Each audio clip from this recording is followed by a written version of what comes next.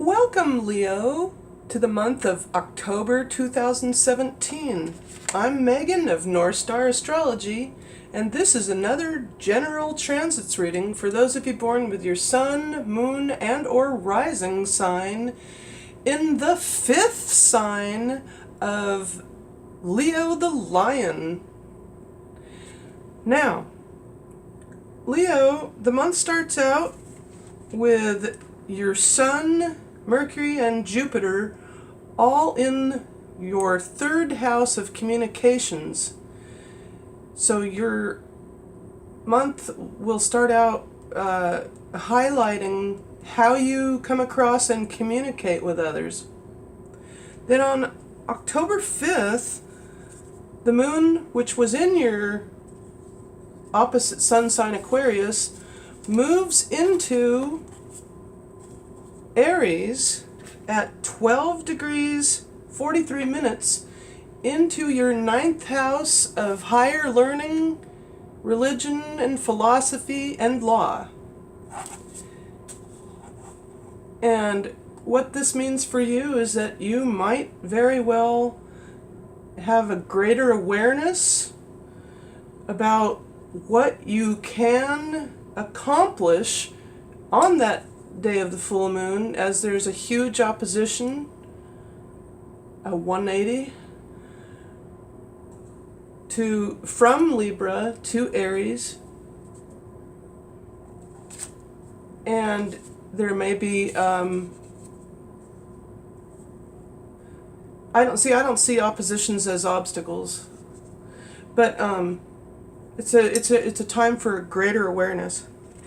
Meanwhile, on October 8th, the moon in Taurus goes into your 10th house of career, trining Venus in your second house of money and what you value in Virgo.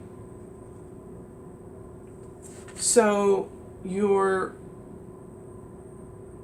romantic nature might be geared toward spending more on your, not only your career, but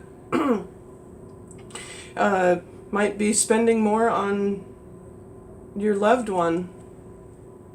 On October 10th, the moon in Gemini goes into your 11th house of friendships, sextiling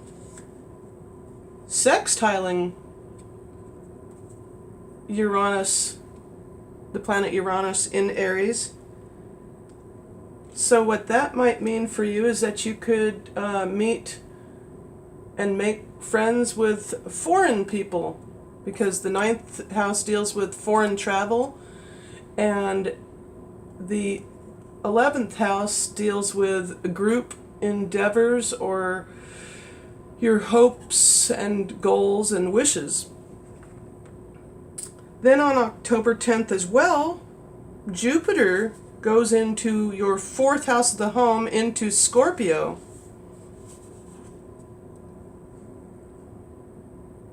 On October 12th, the last quarter moon occurs in your 12th house of the subconscious mind and dreams at 19 degrees 22 minutes in Cancer. So you may feel like withdrawing a bit, but just keep in mind the north node of the moon has been in your first house in your sign, so you can capitalize on being you and allowing yourself to shine through your first house of the self and the body. Then on October 13th, the moon sextiles Venus in Virgo. So there is still Cancer, moon in Cancer, Venus in your second house, also with Mars in Virgo there. And on October 14th, Venus then enters Libra, going into your third house. So you can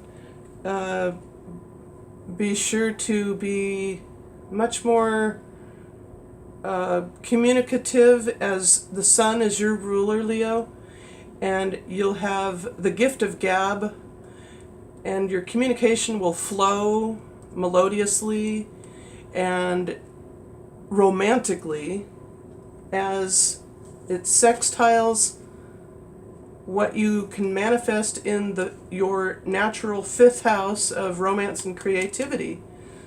So you can manifest your thoughts, love what you do, and shine materially and manifest through your fifth house, as this is a harmonious angle.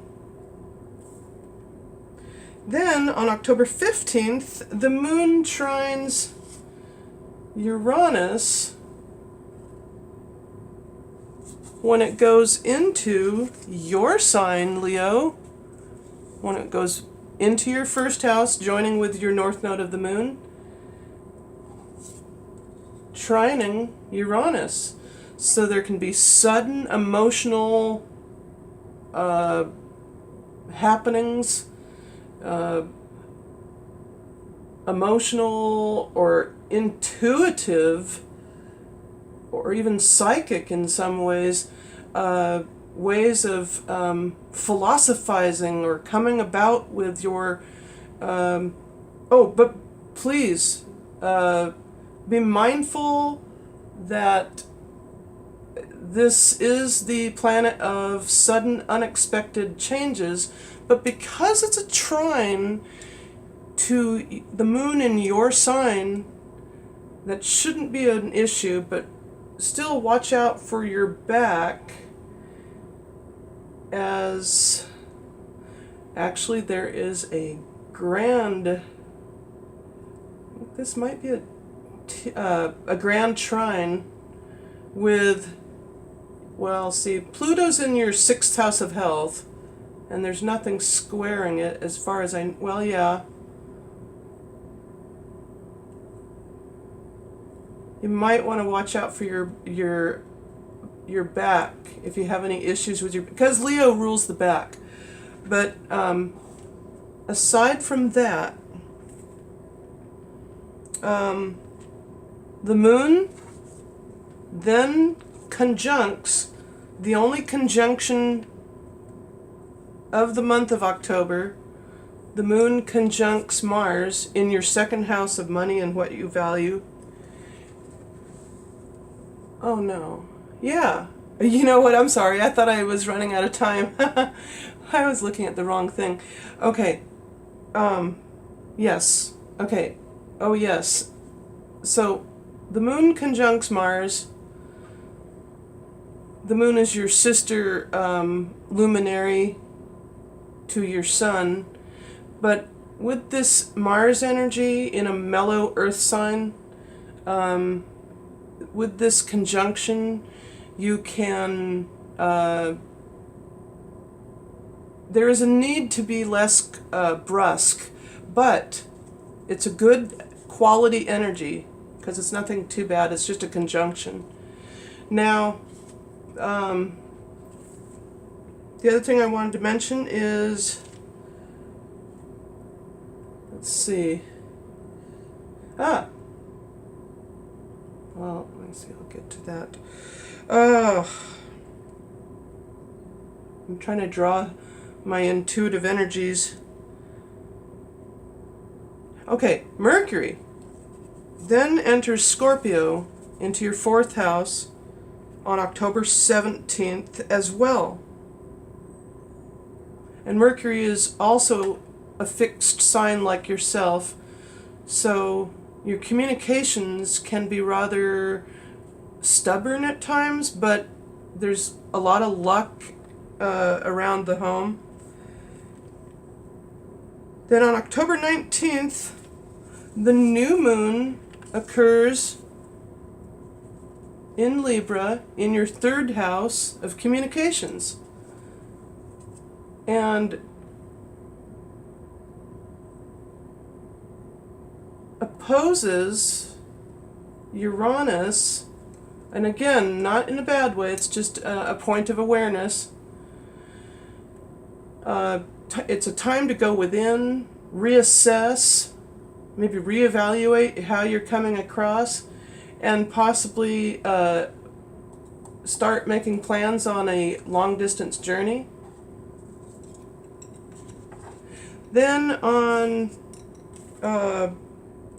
October 22nd, oh boy, here, wait a minute here. The moon in Scorpio, yes. Once it goes in Scorpio, sextiles Mars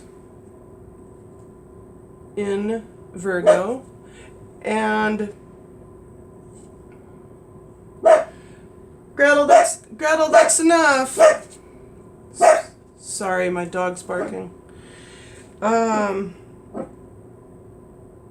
Okay, then on October 23rd, the sun enters Scorpio, also going into your 4th house of the home. Then on October 24th, the moon in Sagittarius, going into your natural 5th house, trines Uranus. So the 5th house of romance and creativity trining the 9th house of higher learning, or the higher mind actually, and philosophy, religion, law. That's a beautiful, harmonious angle, 120-degree angle. And so it trines Uranus in Aries. Then the first quarter moon goes into back around to where it began at 4 degrees 41 minutes Aquarius. And then the moon sextiles Uranus again. And it's all about using your like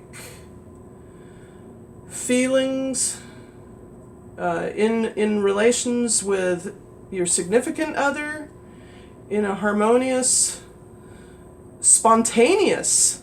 Maybe you could see this as a way to be more spontaneous with your decision making, even because this is the 7th house also deals with business partners. And also